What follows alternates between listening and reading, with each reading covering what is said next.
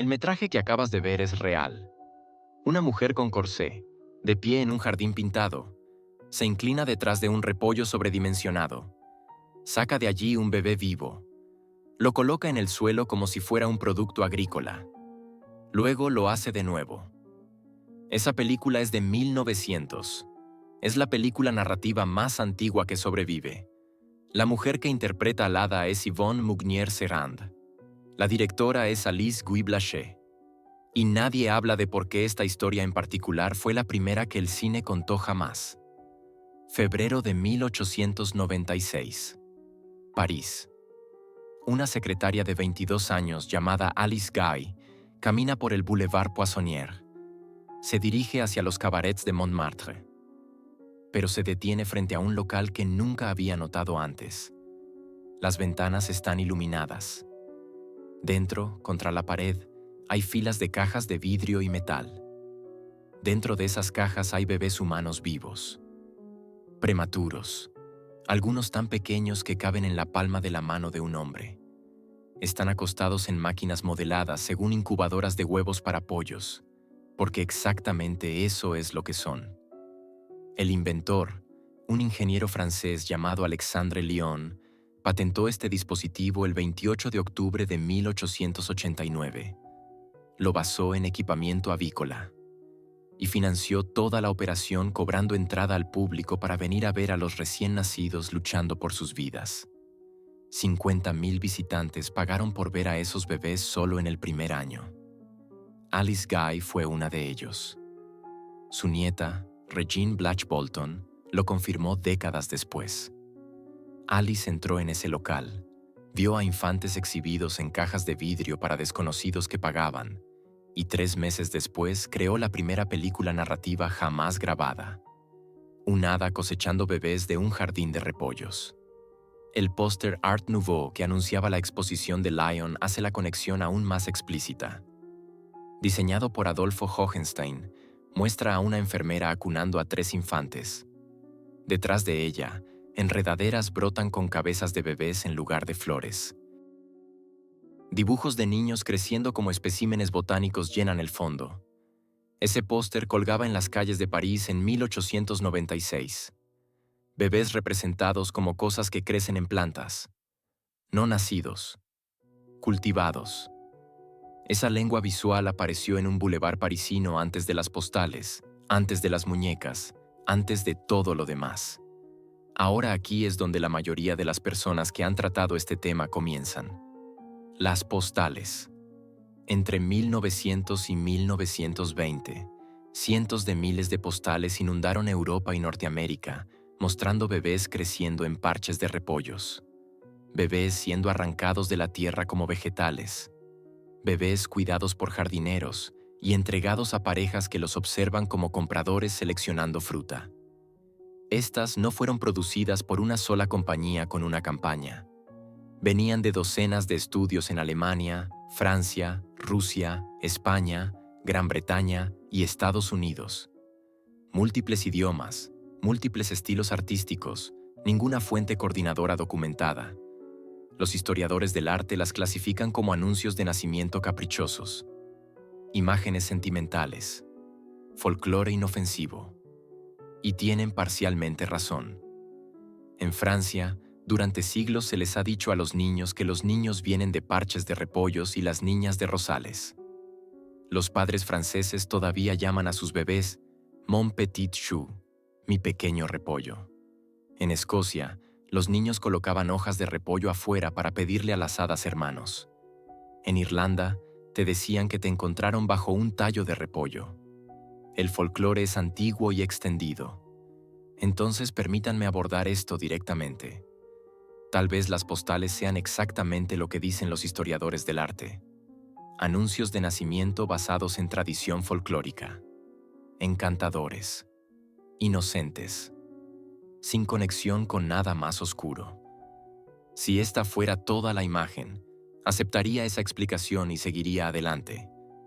Pero la cronología se niega a permanecer inocente.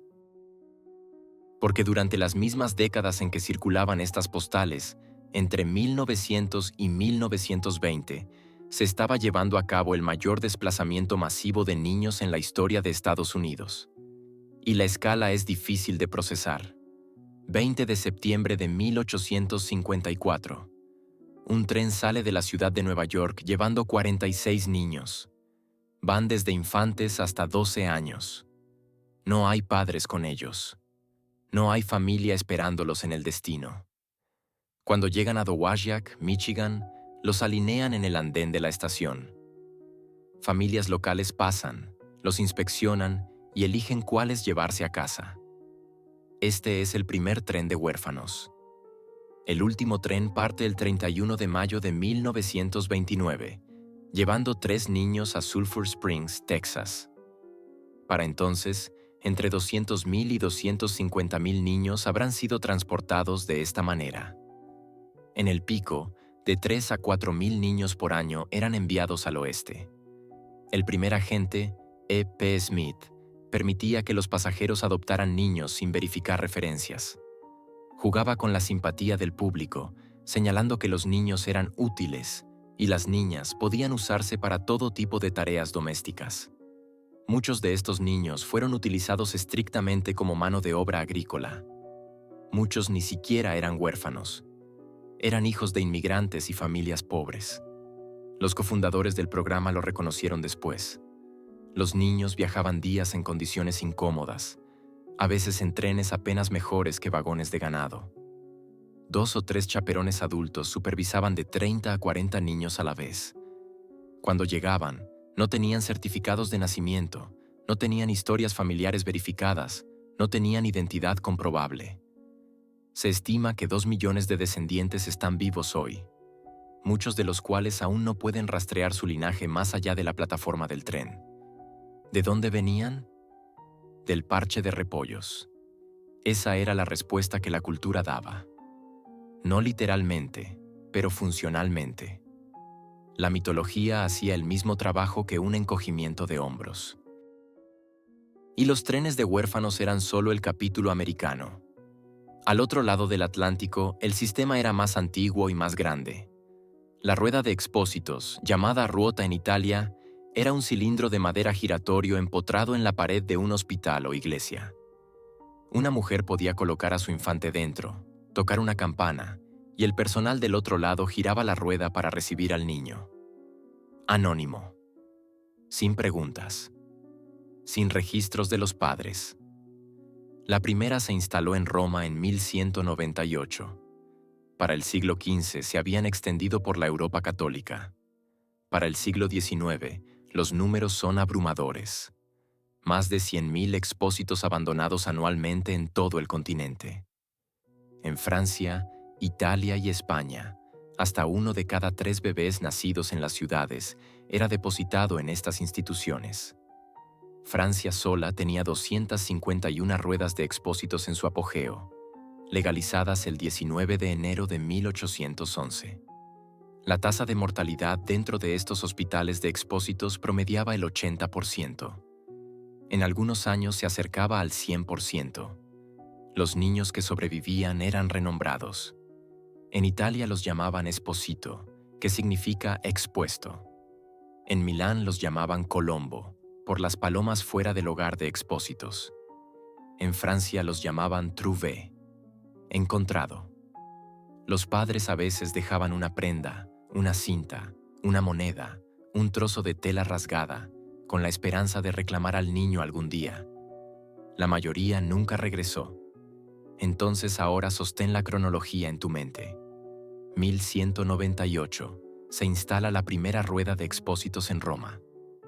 Para los años 1700, niños de repollos, niñas de rosas, es la explicación estándar que se da a los niños en toda Francia. 1811, Francia legaliza 251 ruedas de expósitos. 1854, el primer tren de huérfanos sale de Nueva York. 1863, Francia comienza a cerrar sus ruedas de expósitos. 1869, la hermana Mary Irene Fitzgibbon coloca una cuna en un portal de Manhattan para recibir bebés abandonados, fundando el New York Foundling Hospital. 1889. Alexandre Lyon patenta su incubadora de bebés, modelada según equipamiento de huevos de gallina. Febrero de 1896.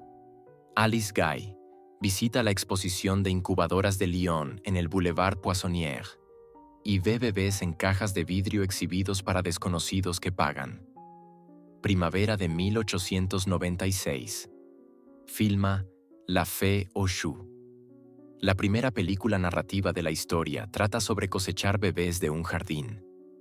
Ese mismo año, bebés incubados se exhiben en la exposición de Berlín bajo el nombre Kinderbrutanstalt. Esa palabra se traduce como criadero de niños. 1900 a 1920. Postales de bebés repollo inundan el mundo occidental. 1903. Martin County abre su exhibición permanente de incubadoras en Coney Island, mostrando infantes prematuros junto a tragasables y actos de circo. Cobra 25 centavos de entrada. Lo mantiene durante 40 años. Cada pieza se conecta con la siguiente. Cada década agrega otra capa. Y cada capa usa el mismo lenguaje. Niños como cosas que se cultivan, se cosechan, se exhiben, se seleccionan y se distribuyen. No nacidos en familias. Entregados a ellas. Por hadas. Por jardineros. Por instituciones. Necesito ser honesto acerca de algo. Me senté con esta investigación casi una semana antes de empezar a escribir. No porque los hechos fueran difíciles de encontrar. Están bien documentados. Los trenes de huérfanos tienen un documental de PBS. Las ruedas de expósitos están en revistas médicas. La visita de Alice Guy Blaché a la exhibición de incubadoras está confirmada por su propia nieta. El problema no era la evidencia. El problema era que cada vez que ordenaba la cronología, podía escuchar cómo sonaría. Podía escuchar a personas razonables diciendo que estaba forzando un patrón sobre eventos no relacionados. Y me seguía preguntando si eso era cierto. Si el folclore es solo folclore. Si las postales son solo postales. Si el hecho de que todo esto se agrupe en las mismas décadas en los mismos países es simplemente lo que parece una coincidencia a gran escala. Pero luego encontré lo que dijo Salvador Dalí sobre las postales. Dalí las coleccionaba. También André Breton. También Paul Éluard, quien las llamó una alucinación liliputiense del mundo. Dalí las llamó el documento más vivo del pensamiento moderno popular, un pensamiento tan profundo o tan agudo que elude el psicoanálisis. Los surrealistas no las coleccionaban como capricho. Las coleccionaban porque reconocían algo en la imaginería que resistía una explicación fácil. Un marchante de arte británico llamado James Birch comenzó a coleccionarlas en Aix-en-Provence. Más tarde encontró una vitrina con ellas en el Centro Pompidou, exhibidas por su importancia inspiradora para los dadaístas y surrealistas. Publicó un libro llamado Babylon, Surreal Babies en 2010. Incluso el mundo del arte sabía que estas postales llevaban algo más pesado que encanto. Y las postales no eran gentiles. Algunas muestran bebés siendo vendidos. Algunas hacen referencia a loterías de niños. Algunas muestran jardineros cuidando filas de infantes mientras parejas observan y señalan. La imaginería es comercial, transaccional. Refleja la mecánica del sistema de expósitos y los trenes de huérfanos con precisión perturbadora. Bebés aparecen de la tierra. No tienen padres, no tienen historia de origen, no tienen pasado. Alguien los selecciona. Alguien los lleva a casa. Esto no es lo que parece un anuncio de nacimiento. Esto es lo que parece el desplazamiento cuando una cultura ha acordado llamarlo de otra manera. El establecimiento médico de esa era oscurece aún más el panorama. Martin County, el hombre que dirigió exhibiciones de incubadoras de bebés en Coney Island durante 4 décadas, probablemente nunca tuvo una licencia médica legítima. Fabricó sus credenciales porque la profesión médica real se negaba a ayudar a los bebés prematuros en absoluto. Un médico de Chicago produjo una película abogando por dejarlos morir, titulada Matar a los defectuosos, salvar a la nación. El Boston Medical and Surgical Journal se preguntaba en 1901 si salvar a infantes prematuros valía siquiera la pena. El movimiento eugenésico los llamaba débiles que contaminarían el acervo genético. En este ambiente, la única forma de salvar a un bebé prematuro era exhibirlo en una caja de vidrio en un parque de diversiones. Cowney salvó más de 6.500 vidas de esta manera. Su enfermera, Madame Recht, deslizaba un anillo de diamante por el brazo de un bebé hasta el hombro para mostrarle al público lo pequeños que eran los infantes. Cuando Cowney murió, su certificado de defunción no mencionaba la medicina. Tampoco el de Alexandre Lyon. Lyon, el hombre cuya invención inspiró la primera película jamás hecha, fue descrito en su certificado de defunción de 1934 como vendedor ambulante. 80 años después de que las postales desaparecieran de circulación, la historia regresó. En 1976, un estudiante de arte de 21 años de Georgia llamado Xavier Roberts descubrió muñecas en una feria artesanal hechas por una artista folclórica de Kentucky llamada Martha Nelson Thomas. Thomas había estado haciendo lo que llamaba doll babies desde principios de los años 70. Cada una venía con certificado de nacimiento y papeles de adopción. Roberts compró sus muñecas. Luego comenzó a hacer las suyas cuando Thomas le cortó el suministro. Las renombró Little People. Un agente de licencias llamado Roger Schleifer las renombró Cabbage Patch Kids en 1982 y creó la mitología de origen. La historia oficial decía que Xavier Roberts era un niño de 10 años que siguió a un Bunny Bee detrás de una cascada hasta un mágico parche de repollos donde nacían bebés. Roberts vendía las muñecas desde Babyland General Hospital, una clínica médica abandonada convertida en Georgia. No las vendía, las adoptabas. Cada muñeca venía con un certificado de nacimiento único y papeles de adopción. No se listaban padres. Nacidas en un parche de repollos. Martha Nelson Thomas, la mujer que realmente creó el concepto, demandó a Roberts. Llegaron a un acuerdo extrajudicial en 1985 por una cantidad no revelada. Su nombre desapareció del producto. ¿Les suena familiar? Coleco las produjo en masa en 1983. 3 millones se vendieron para fin de ese año. 20 millones en 1984. 2.000 millones de dólares en ventas al por menor. Los estadounidenses literalmente se peleaban físicamente en las tiendas para adoptar estas muñecas. Muñecas sin padres, nacidas de repollos, distribuidas a través de una clínica médica convertida. Todo el aparato del sistema de expósitos, comprimido en un juguete. Y nadie notó de qué trataba realmente la historia porque la historia se había estado contando a sí misma durante 800 años. Toda cultura necesita una narrativa para explicar lo que no puede decir abiertamente. No le dices a un niño que su hermano fue depositado en una caja de madera en la pared de una iglesia por una madre que no podía alimentarlo. Le dices al niño que su hermano fue encontrado en el parche de repollos. No le dices a una comunidad que 250.000 niños fueron despojados de su identidad y enviados a través de un continente. Envías postales de bebés creciendo en jardines, cuidados por hadas, entregados a hogares amorosos. El cuento de hadas hace el trabajo de borrado. Siempre lo ha hecho. Alice Guy Blaché vio bebés en cajas de vidrio en un bulevar parisino y convirtió la experiencia en la primera historia que el cine contó jamás. Esa historia trataba de un hada sacando niños de un jardín. La película original de 1896 ahora está perdida.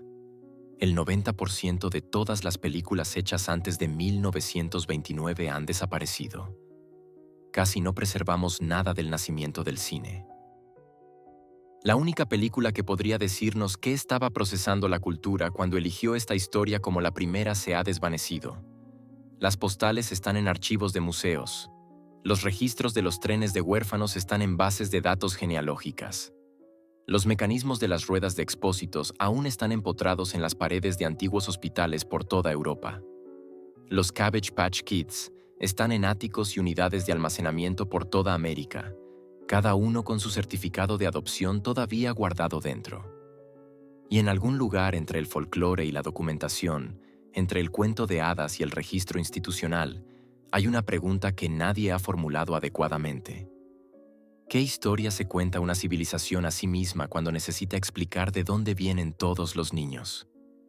¿Qué mitología construye cuando la verdad es demasiado grande, demasiado sistémica, demasiado incómoda para una respuesta directa? Y cuando esa mitología aparece en la primera película, en las postales más populares y en el juguete más vendido del siglo XX, todos usando la misma imagen: bebés sin padres, cosechados de un jardín. ¿Qué estamos viendo exactamente? ¿Una coincidencia que abarca 8 siglos y 6 continentes? ¿O la historia de encubrimiento más larga de la historia occidental?